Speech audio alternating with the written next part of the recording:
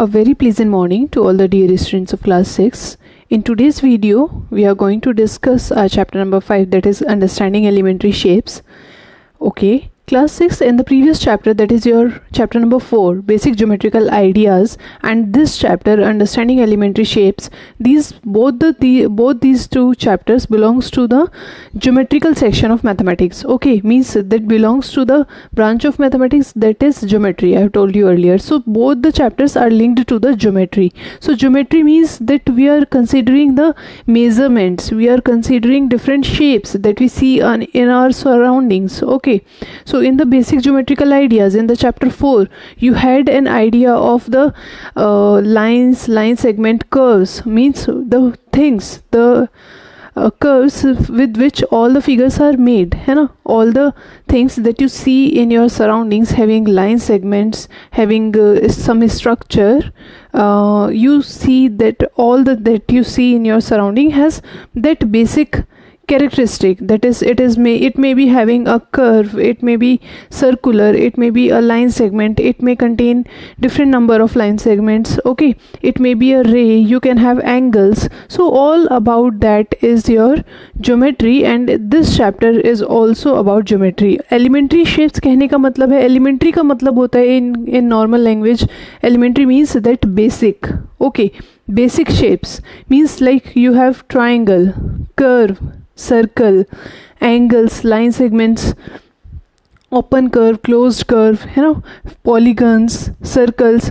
So these all are your elementary shapes, and you had the basic idea of these elementary shapes, that how these are formed and what role they play in our life. Okay, so that is your about the understanding elementary shapes. So in this chapter what we will do, we will just have in the basic geometrical ideas, we have the basic idea, है ना. हमने introductory part start किया था, हमने basic चीज़ों को समझा था. इस चैप्टर में हम जैसे हमने प्रीवियस चैप्टर में एंगल को समझा कि what is angle, how angle is formed, how do we name an angle. अब इसमें आपको you will understand the types of the angle.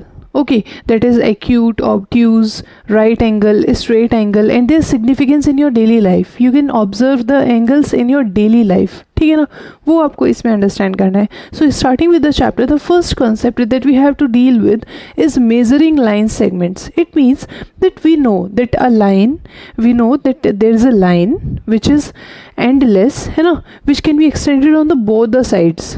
Okay, उस लाइन में से जब हम कुछ पार्ट ले लेते हैं, that is your line segment. मतलब टेकिंग रफली, ये आपका रफ है, extra, you need not to write it down.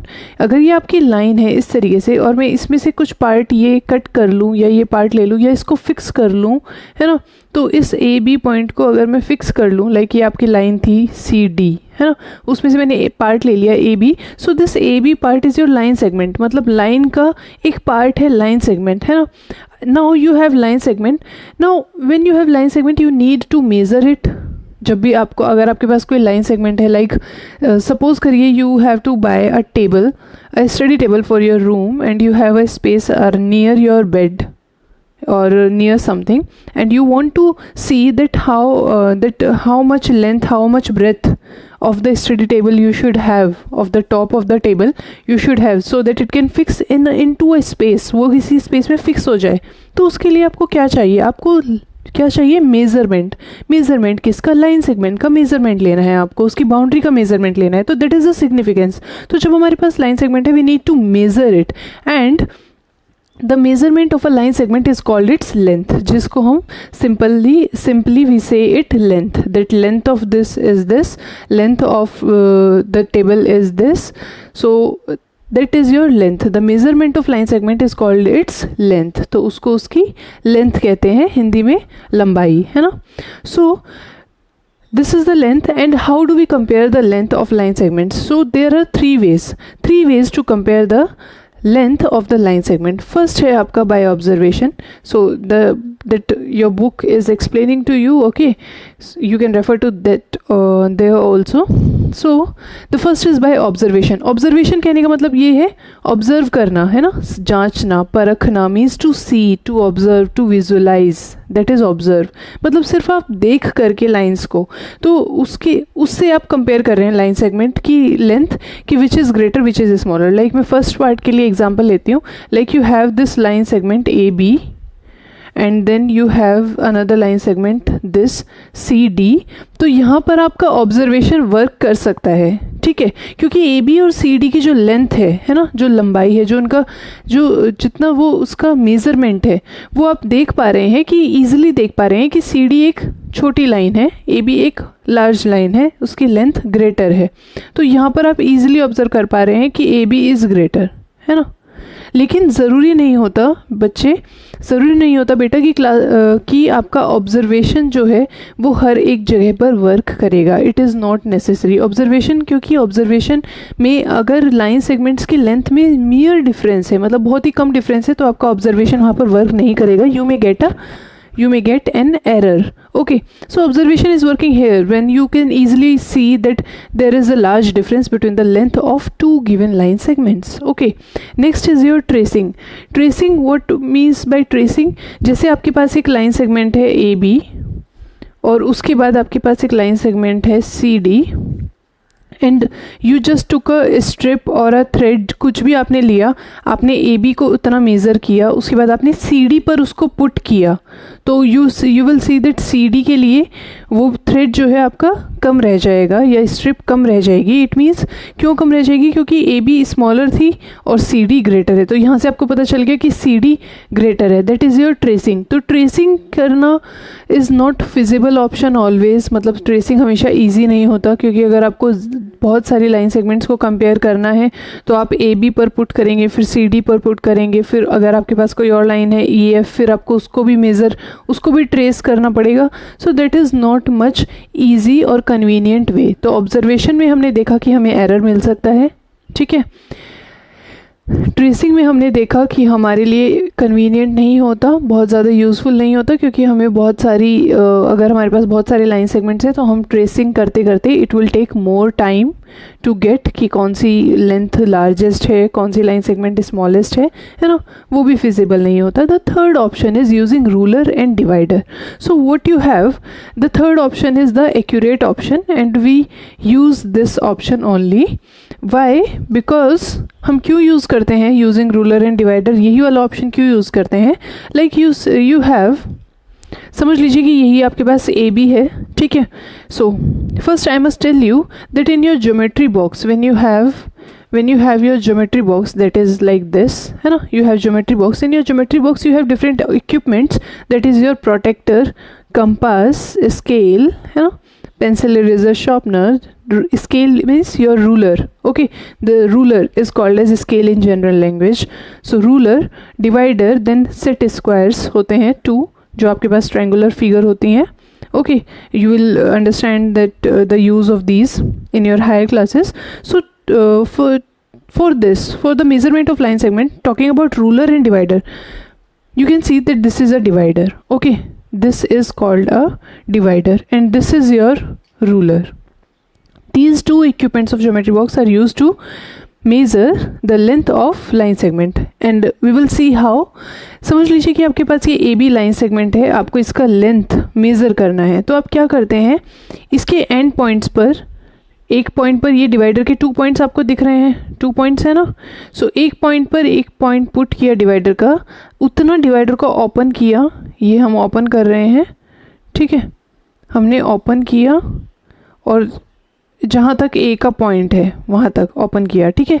इतनी लेंथ हमने ले ली, हमने लाइन सेगमेंट की लेंथ ले ली है, ठीक है. हमारा फर्स्ट स्टेप हो चुका है. अब इसको बिल्कुल भी चेंज नहीं होने देना, ये हिलना नहीं चाहिए. जितनी आपने लेंथ ली है उतनी ही लेने के बाद अब ये इतना ओपन है. Now you will take ruler.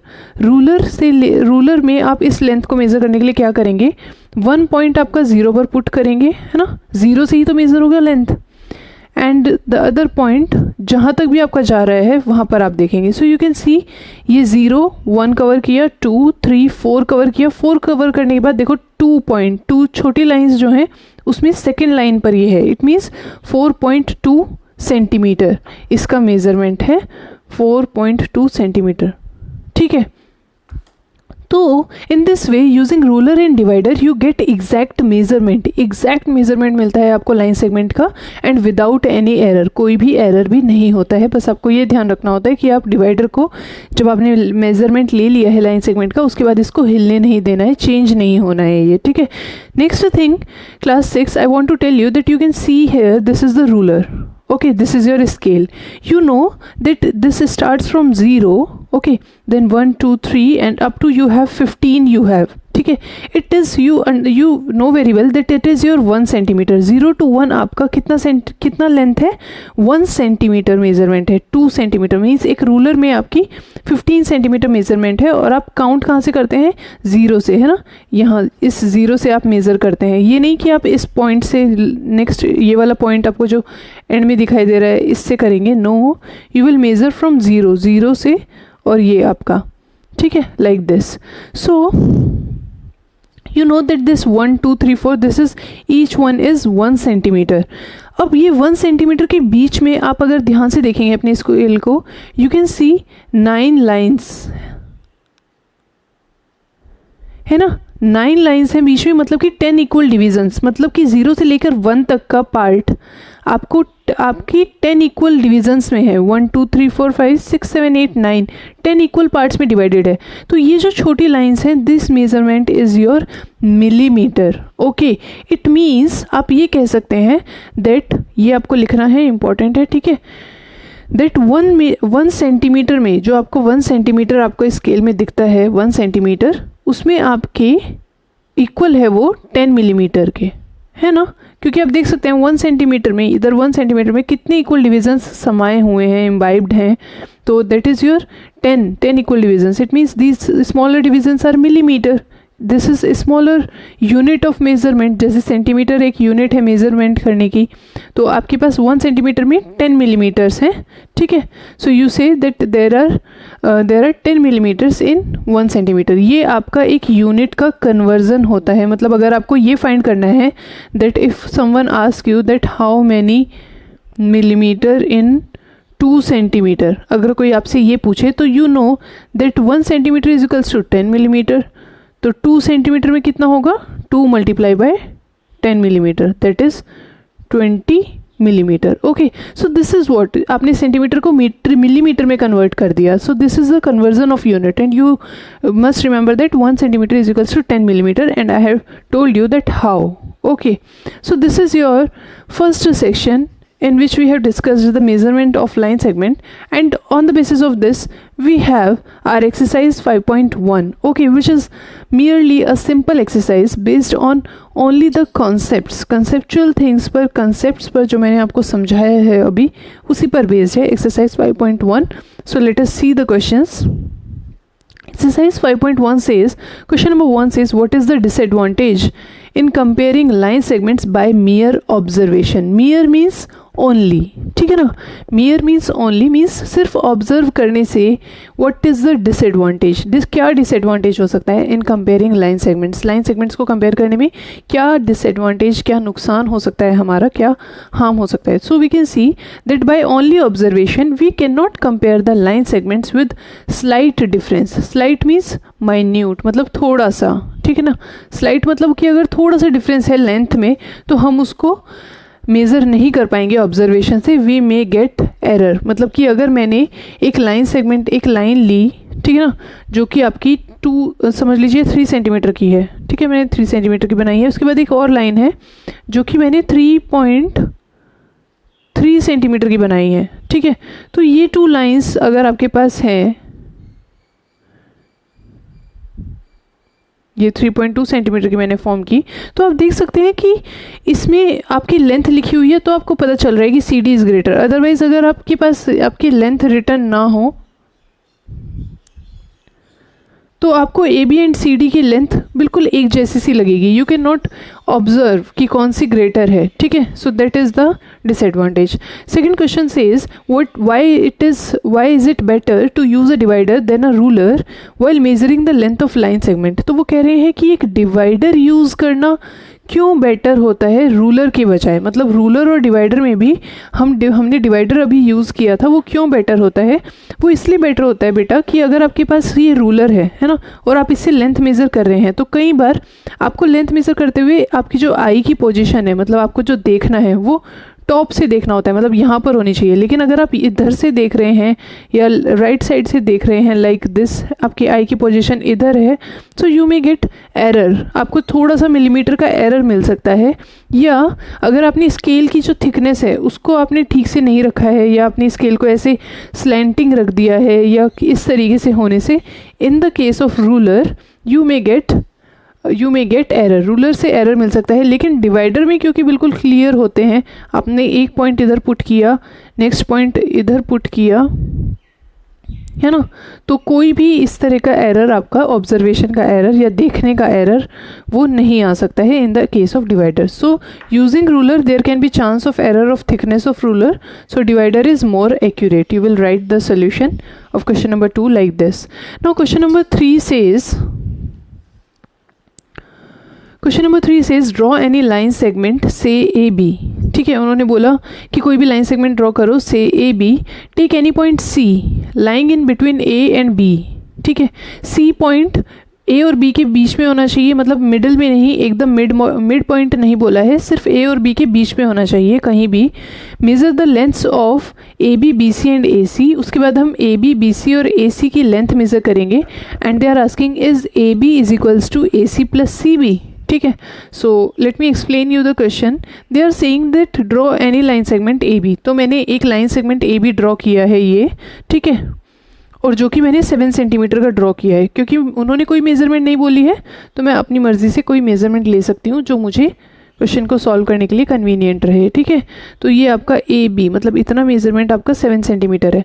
उसके बाद उन्होंने कहा take any point C lying in between A and B। तो आपने एक पॉइंट C ले लिया, ये that is lying in between A and B, और आपने C पॉइंट कहाँ पर लिया है? C पॉइंट मैंने मेज़रमेंट करके लिया है कि C पॉइंट 3 सेंटीमीटर पर लिया है।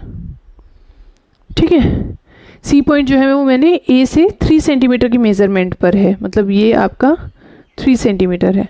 देन दे आर सेइंग, हमने C पॉइंट ले लिया, उसके बाद उन्होंने कहा measure the length of AB, BC, AC।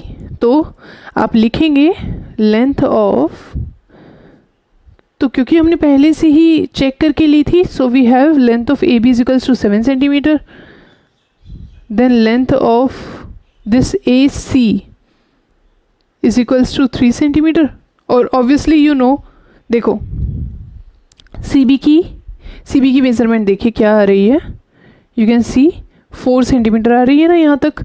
तो CB की 4 सेंटीमीटर आ रही है, और आप इजीली देख भी सकते हैं कि जब ये पूरी लाइन 7 है और ये 3 है, तो ये बची हुई कितनी होगी? ऑब्वियसली 7 माइनस 3 4, इतना ही तो होगा, क्योंकि ये पूरा क्या है 7, ये 3, तो ये कितना बचेगा 4, और हमने मेज़र भी कर लिया, तो we get length of CB is equals to 4 centimetre. उन्होंने कहा है is AB is equals to AC plus CB, so you can see that AB is equals to 7 centimetre.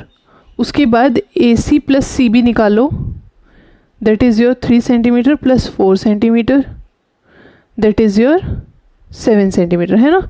So therefore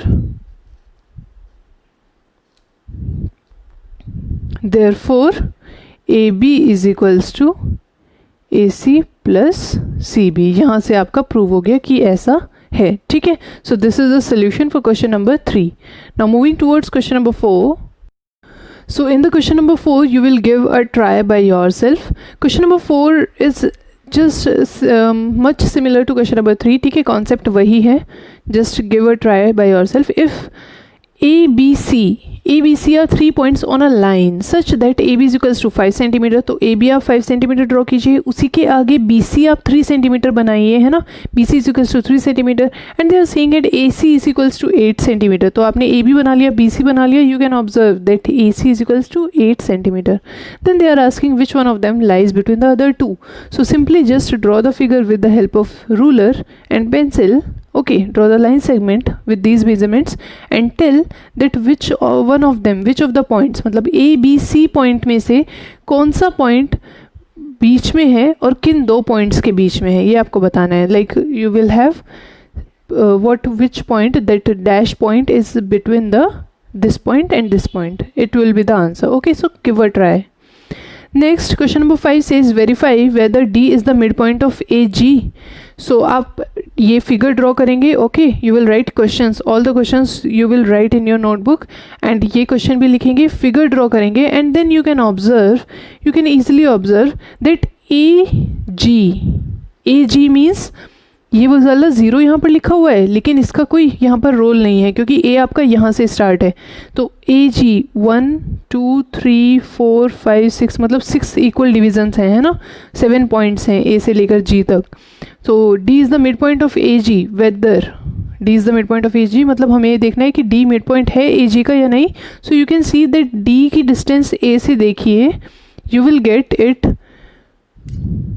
1, मतलब अगर ये 1 सेंटीमीटर कंसीडर करें या 1 unit consider करें, you have this 1 2 and 3, है ना, 3 लाइंस की 3 डिविजन्स की दूरी है ए से डी की, और इधर भी 1 2 एंड 3, डी की जी से भी 3 है. तो it means that D is the mid point of A G. Okay,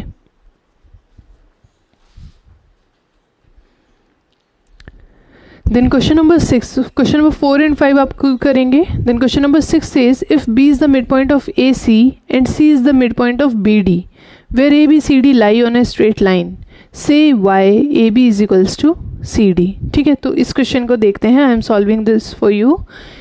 दोबारा से बता रही हूँ, बी मिड पॉइंट है ए सी का, सी मिड पॉइंट है बी डी का. दोनों स्टेटमेंट अलग अलग हैं, दोनों को अलग से समझना है. ठीक है, B is the mid point of A C, C is the mid point of B D. A B C D चारों ही एक ही स्ट्रेट लाइन पर हैं.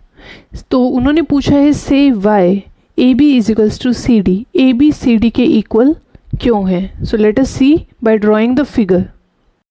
सो आपको ए सी का मिड पॉइंट बनाना है बी. ठीक है ना, B is the mid point of A C. तो आप ए सी जो है कोई भी मेजरमेंट ऐसी हम स्केल से ले लेंगे ताकि हम इजीली उसका मिड पॉइंट ले पाएँ, है ना, और एग्जैक्ट मिड पॉइंट ले पाएँ. तो अगर मैंने इफ़ आई टेक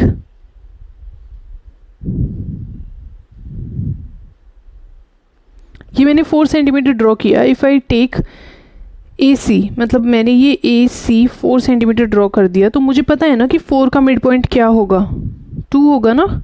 सो 2 आपका यहाँ पर है, ये ठीक 2 यहाँ पर है. तो अगर 2 ये है, ये मिड पॉइंट है, तो ये बी हुआ ऑब्वियसली. ठीक है, क्योंकि मुझे ए सी का मिड पॉइंट लेना था, बी मैंने ले लिया. Then C is the mid point of B D. अब उसके बाद बी डी जो है ना, बी मतलब ये देखो बी सी है, ठीक, बी डी का मिड पॉइंट सी है. इसका मतलब जो जितना डिस्टेंस बी सी है, जितना डिस्टेंस ये बी सी है 2, उतना ही डिस्टेंस ये बी डी है, सॉरी सी डी है, मतलब 4 तक है ये. ठीक है, सी यहाँ पर था तो उतना ही डिस्टेंस ये है. तभी तो देखो ए सी का जो डिस्टेंस 4 सेंटीमीटर था, मैंने उसका हाफ लिया तो ये 2 सेंटीमीटर हो गया और ये 2 सेंटीमीटर हो गया.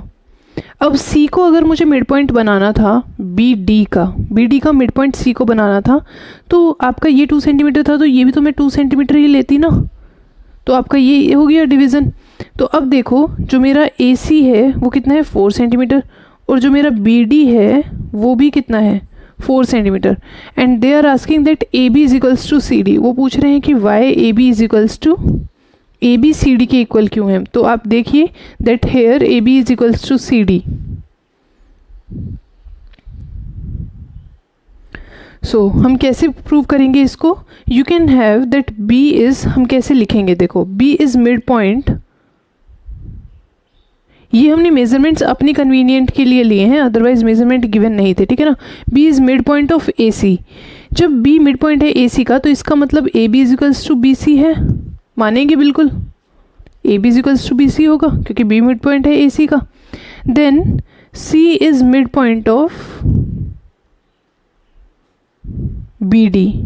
सी मिड पॉइंट है बी डी का, ये बी डी है आपकी, सी मिड पॉइंट है, तो B C is equals to C D है आपका, है ना, B C is equals to C D. अब देखो ए बी बी सी के इक्वल है, बी सी सी डी के इक्वल है. सो इट इम्प्लाइज, इसका मतलब क्या हुआ, ए बी सी डी के इक्वल हो गया. क्योंकि देखो अगर आप ये वाला BC और ये वाला BC, AB BC के इक्वल है और BC के इक्वल CD भी है, तो AB और CD आपस में इक्वल हो गए। So this is therefore it implies AB is equals to CD। तो उन्होंने यही पूछा था कि क्यों है, वो इसलिए है क्योंकि B मिड पॉइंट है AC का, AB BC के इक्वल हो गया, C मिड पॉइंट है BD का, BC CD के इक्वल हो गया, तो AB is equals to CD हो गया। और यहाँ से भी हम देख सकते हैं, ठीक है। So now this is your question number 6। Then question number 7 says, question number 7 में आपको क्या करना है, देखिए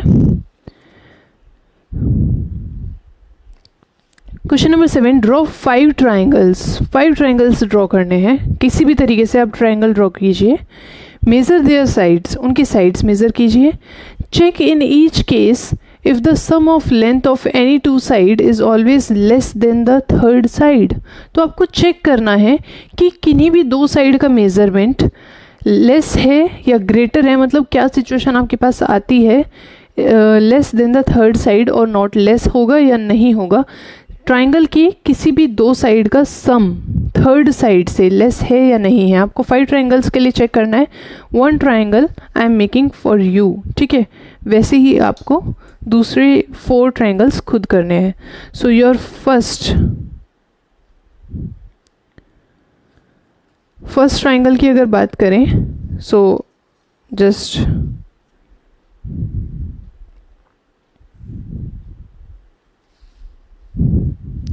किसी भी मेजरमेंट का, किसी भी तरीके का आप ट्राइंगल 3 साइड्स का होना चाहिए, ड्रॉ करेंगे, ठीक है। तो ट्राइंगल ABC आपने ड्रॉ कर दिया, ऑब्वियसली उसका नेम करिए, ठीक है। Then you will measure the length. BC is equals to, BC की मेजरमेंट देखिए आप 5.5 सेंटीमीटर।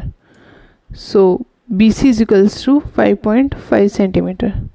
देन AB हम लिखेंगे, देन AC हम लिखेंगे। AB की मेजरमेंट हम चेक करेंगे, it is 3 centimetre, and AC की मेजरमेंट हम चेक करेंगे from the ruler, I am getting it 4.6 centimetre, 4.6 centimetre. Then किन्हीं भी 2 साइड्स का सम, ठीक है, मतलब अगर मैंने AB प्लस BC किया, ठीक, so AB plus BC is equals to 3 plus 5.5, that is your 8.5 centimetre, ठीक है। मतलब आप देखिए अगर 5.5 आपका, सॉरी 3 आपका यहाँ तक है, उसके बाद आपने 5.5 मतलब 1 2 3 4 5 और 5.5 तो यहाँ तक आएगा 8.5, है ना। और आप ऐसे भी कर सकते हैं, this is your 8.5 centimetre. So this AB plus BC जो था आपका कितना आया, 8.5 centimetre, and it is greater than AC, ठीक है। दैट इज़ AC क्या है आपका 4.6 सेंटीमीटर, तो ये AC से ग्रेटर है। सो किन्हीं भी 2 साइड्स का सम आप करेंगे। अगर यहाँ पे मैंने AB प्लस BC किया है, आप AB प्लस AC करके देख लीजिए या BC प्लस AC करके देख लीजिए। ट्राइंगल की किन्हीं भी 2 साइड्स का सम हमेशा ग्रेटर ही आता है थर्ड साइड के। और इन प्रीवियस क्लासेस आपने ये सीखा होगा that to make a triangle the sum of 2 sides must be greater than the third side. तो किसी भी ट्राइंगल में हमेशा उसकी 2 साइड्स के सम का मेजरमेंट, उसके मेजरमेंट का सम हमेशा थर्ड साइड के मेजरमेंट से ग्रेटर होता है। और ये एक बेसिक कंडीशन होती है टू मेक अ ट्राइंगल। अगर ऐसा नहीं है तो आप ट्राइंगल फॉर्म ही नहीं कर पाएंगे, ठीक है। So that you will learn more in higher standard, but for now you will make in this type you will make another 4 triangles. You will measure their length and then you will add the 2 side and check whether it will be greater or less than the third side, ठीक है। तो ये आपको करना है। In this way your exercise 5.1 will be completed. Now moving to the next section of this chapter, that is your angles, right angle and straight angle. So in this section we are focusing on the angles. You know that angles are formed by 2 rays and one vertex, है ना, two arms and a vertex, an angle contain, और हम angle की naming कैसे करते हैं वो भी आपने सीखा. Now we will learn specifically about the special angle, and the two angles that we are going to discuss in this section are right angle and straight angle. दोनों ही एंगल बहुत ही इंपॉर्टेंट हैं समझने, दोनों की ही सिग्निफिकेंस बहुत ज़्यादा है. So please try to understand that in very carefully. Okay, so